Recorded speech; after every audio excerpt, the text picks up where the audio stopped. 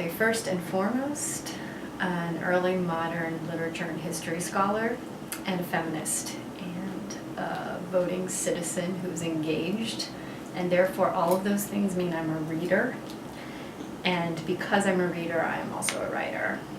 That's a good answer. But I go to it. Often in order to sort something out, to figure out what I think or to understand a complicated question, I find you need to write it. You know, it's interesting, like a lot of this job, you're a writer all the time. You're constantly, most of our communication, 80–90% of it is through email. Now, that probably doesn't qualify, people wouldn't necessarily say, I write a lot of emails, I'm a writer. But nonetheless, you're constantly communicating through writing.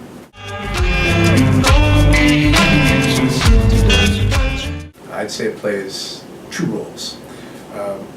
One is at a basic level we're trying to acquire. We're trying to figure out how to ask good questions and how to pursue good answers. And that involves a whole range of writing skills, from just sort of quick notes and making lists to developing formally organized presentations and arguments. And then there's another role that writing plays. So that's sort of the summative role, or it's the way in which you evaluate the student's mastery of content. There are certain things that we're trying to get across, and we want to know how much you've gotten when you walk away from the class. And so writing is also the primary means by which we evaluate performance. I do a lot of writing instruction, specifically about developing an argument and thesis statements and how to support claims with evidence, and I think those are not always writing issues so much as thinking issues. I mean, there are certain kinds of questions that don't necessarily lend themselves to being asked and getting a response in 5 seconds. So sometimes you can use in-class writing as a way to lead to discussion. Give them a little bit of time to ponder a question, to look at a passage, and then ask them to present that.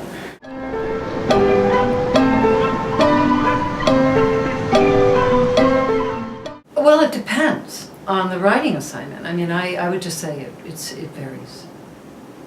So the answer is no, Okay. not universally. You know, I do like thesis-driven essays with an introduction that states the thesis with paragraphs that have topic sentences and with conclusion. On the other hand, I do sometimes give students options that don't follow that structure. I require formats. It depends on the genre that we're talking about. And it depends on the class I'm teaching and specifically what goals I have out of that assignment, what kinds of skills and ideas or interests I want students to display or demonstrate by writing. Oh yeah, that's the name of the game. I mean, I think that's the first thing that students have to understand, and any writer knows, which is that, you know, writing is a wrenching process, and the writing is in the revision. I think revision should really be about revisiting and reviewing, that is, looking at it again, and not it as your writing, but it as the subject, and really developing your thoughts as opposed to, I put it this way in my writing. And so sometimes revision gets, I think, too pigeonholed into this. I wrote my paper, I have a draft, my professor wrote these things, and now I have to fix them.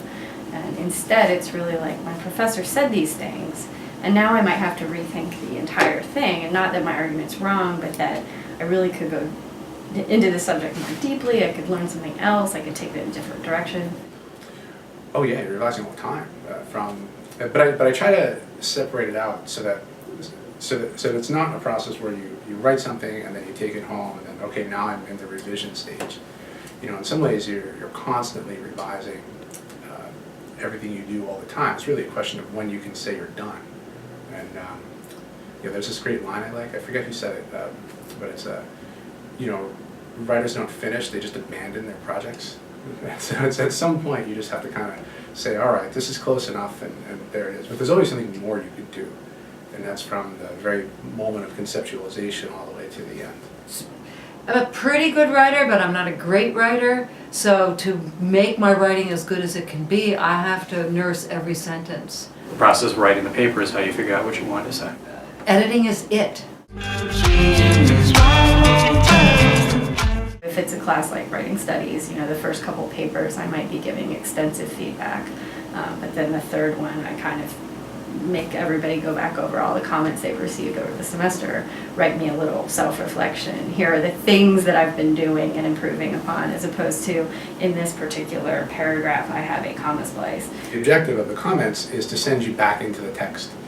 And it's not always something that everybody gets, and it's also kind of a different practice than maybe some people are used to. In other words, you might get a paper back and you're used to saying, all right, I'm going to make all these changes that have been highlighted and I'm going to turn it back in. Whereas my objective is a little bit different. I want you to read what I said, evaluate what I said, and then in turn reevaluate your own project. I want them to understand how they could write even more effectively on this topic and with the subject matter.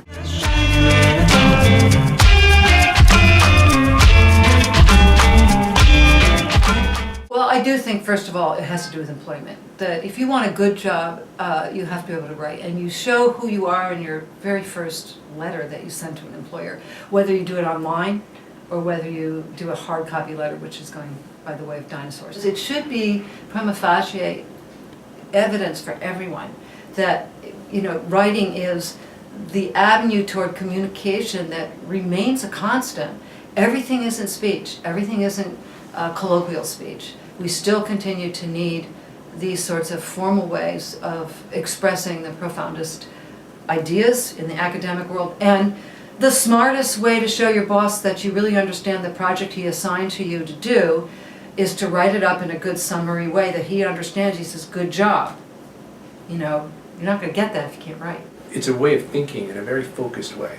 And if you can do that also freely, in other words, not constantly stop to try to fix and get it right, but just sort of just think through a problem out loud on a page, then you're thinking carefully about, you're not always thinking precisely or clearly, but you are thinking carefully in a focused way. Because you're a citizen in a society that requires understanding writing, not just producing writing, but you have to be able to read writing and you have to be able to read it carefully and critically because you have a role in the society as a voter, in a local election, in a school board election, in a presidential election. So there's also a civic responsibility that you have that requires you to read and understand. Writing is a way of coming to understanding, sorting out questions, figuring out what you think.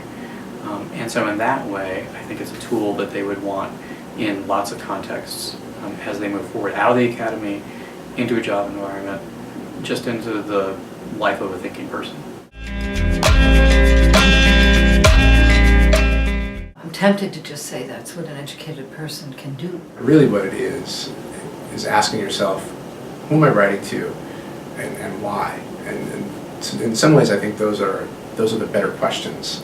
And then you'll find your way to a genre and develop expertise by reading and evaluating and participating in that genre. So it's more of an experiential thing. Encountering a different way of doing things creates a level of self-consciousness and creates a level of awareness. I might have a question for you, Okay. perhaps.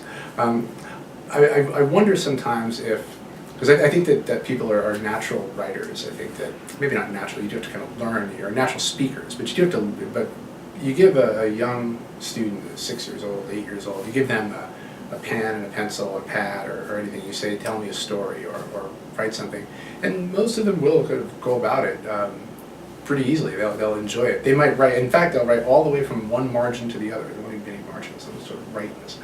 And then they derive a certain kind of joy from that. And then I teach a lot of required writing classes where students do not derive a lot of joy from some writing tasks, most writing tasks maybe. And so I'm wondering what happens between 8 and 18, let's say. It's not that long, really, in a life, 10 years.